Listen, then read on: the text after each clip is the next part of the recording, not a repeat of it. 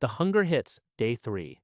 Your stomach is a clenched fist, and the fridge is a warm, dark coffin of odors you are trying to ignore. You pull the dented can of peaches from the back of the pantry. You scrape the mold off the block of cheese. You tell yourself heat kills everything, and the old stories say people ate like this for centuries. A single bite of the wrong survivor food won't just make you sick. It will trigger a cascade of organ failure, neurotoxicity, or hemorrhagic diarrhea that finishes what the collapse started. Most people think their nose and a strong flame are the ultimate safety tests. They are not. The 9 foods you are about to see look innocent, smell fine, and will destroy you faster than an empty stomach ever could. Subscribe so you never miss this. Stay for number 9, the one that looks the most wholesome, the one in every pantry, the one that can put you down just as hard as a leaking can of tuna, and you've eaten it raw a dozen times without thinking. 1. Dented or bulging cans. The can of chili rolled off the shelf and hit the concrete. It has a small crease on the rim. Looks cosmetic. It is not. A dent along the seam or the rim can break the hermetic seal. Air slips in, spores slip in. Clostridium botulinum, an anaerobic bacterium, wakes up in that oxygen-free environment and begins excreting the most lethal neurotoxin known to science. A bulging can is even more obvious. The bacteria are already off-gassing inside, pushing the lid outward. But the small dent is the silent killer. Most people think a tiny crease is fine. They boil the contents, thinking heat neutralizes the threat. Botulinum toxin is heat labelable only above 185 degrees Fahrenheit, sustained for 10 minutes. A quick simmer won't do it. If that can is dented on the seam or the rim, you are not eating chili. You are playing Russian roulette with a protein that paralyzes your diaphragm. Open it, smell it, taste a drop. If anything is off, a hiss, a foam, a cloudiness, discard it. The dent is not a bargain. The dent is a warning. 2. Refrigerated food after the power dies. The fridge went silent yesterday. Today, the milk is still cool. The leftover chicken smells fine. The mayonnaise jar is only half empty. You reason that cool temperatures and a sealed container buy you another day. They don't. Listeria monocytogenes grows actively at refrigerator temperatures. It doesn't produce a foul odor. It doesn't make the food look slimy. It simply colonizes the cold cuts, the soft cheese, the cooked meat, and when you swallow it, it invades your bloodstream and nervous system. In a grid-down scenario, a listeria infection is a sepsis death sentence. The rule is brutal. Perishable food above 40 degrees Fahrenheit for more than 2 hours is compromised, not 4 hours. 2. The clock started when the compressor stopped humming. Most people will open the fridge, sniff the milk, and call it safe. You will throw away the cold cuts and the leftovers without a second sniff. The absence of a bad smell is not the presence of safety. It is the silence of a pathogen that never learned to stink. 3. Wild mushrooms. The forest floor is full of them after the rain. White caps, brown gills, they look exactly like the ones in the grocery store. The problem is that the destroying angel, Amanita bisborigera, looks like a dinner mushroom and contains emetic toxins that shut down your liver's ability to synthesize protein. Symptoms don't appear for 6 to 12 hours. You eat a full meal of them and go to sleep feeling fine. Then the vomiting starts. Then a false recovery where you feel better. Then your liver fails and you die. There is no antidote outside a hospital. There is no folk test that works. The silver coin doesn't tarnish. The garlic doesn't turn black. Those are fairy tales. Most people memorize one safe mushroom and think they're a forager. You will not eat a single wild mushroom unless you are trained by an expert who verified it in person. The risk-to-reward ratio is infinite. Starvation takes weeks. The wrong mushroom takes 3 days to kill you, and every single moment of it is agonizing. 4. Old potatoes with green spots. The bag of potatoes in the dark pantry has sprouted eyes and developed a green tinge under the skin. You cut away the green parts and boil the rest. You just ate solanine. The green is chlorophyll. Yes, but where chlorophyll forms solanine and chiconine, glycoalkaloids concentrate.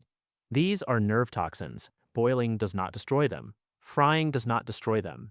You can't taste them.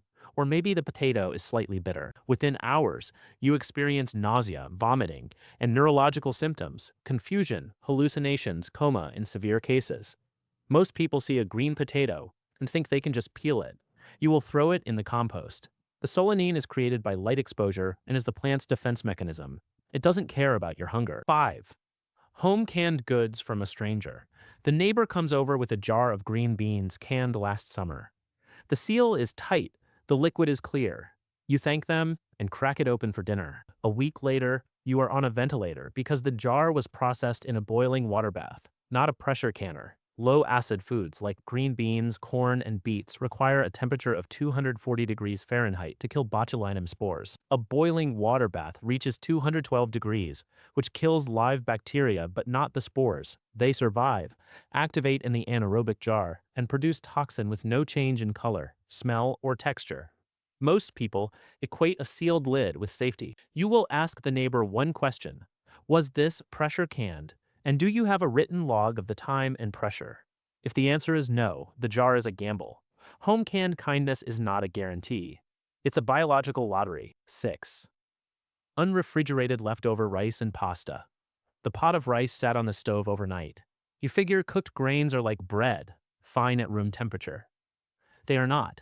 Bacillus cereus is a spore-forming bacterium that survives boiling. The spores germinate in the warm, moist rice as it cools slowly. The bacteria produce two toxins. One causes vomiting within hours, the other causes severe diarrhea. These toxins are heat-stable. Reheating the rice kills the bacteria, but not the poison they already excreted. You eat the fried rice, and 30 minutes later, your body evacuates violently. In a survival scenario, without clean water, that dehydration can be fatal. Most people fry up day-old rice and call it breakfast. You will refrigerate or cool cooked grains immediately, and if the power is out and the rice sat for more than 2 hours, it goes into the trash. The steaming spoonful is not comfort food. It's a petri dish. 7. Scavenged roadkill. The deer on the side of the road looks fresh, the eyes are clear. There's no smell. You field dress it and roast it over a fire. But you don't know how long it lay there. You don't know if the animal was sick. Chronic wasting disease. A prion illness like mad cow is spreading in deer populations. Prions are not destroyed by cooking. They are misfolded proteins that accumulate in your brain over years and cause inevitable death. There's no test in the field. Also, a stressed, injured animal rapidly breeds bacteria in its muscle tissue. The clear eyes don't mean the meat is safe. They mean rigor hasn't set. Most people see free meat. You will see a biological mystery organism that may have died of sepsis or CWD. If you didn't kill it yourself and it wasn't running full speed, you don't eat it. 8.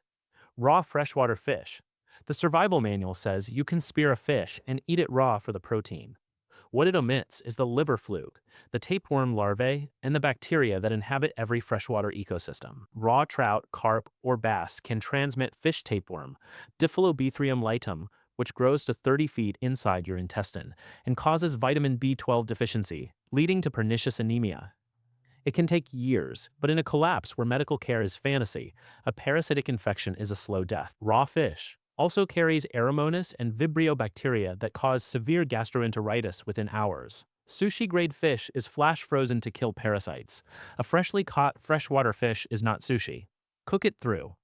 The old tales of mountain men eating raw fish are survivor bias. The ones who died of parasites aren't here to warn you. 9. Raw flour. The bag of flour in the pantry looks as pure as driven snow. You mix it into a dough and can't resist a taste. Raw flour has been linked to multiple E. coli outbreaks. Flour is a raw agricultural product. It's not heat-treated. The wheat grows in fields where birds and animals defecate. The milling process doesn't kill pathogens. When you eat raw dough or batter, you are rolling the dice on a Shiga toxin-producing E. coli that can cause hemolytic uremic syndrome, kidney failure.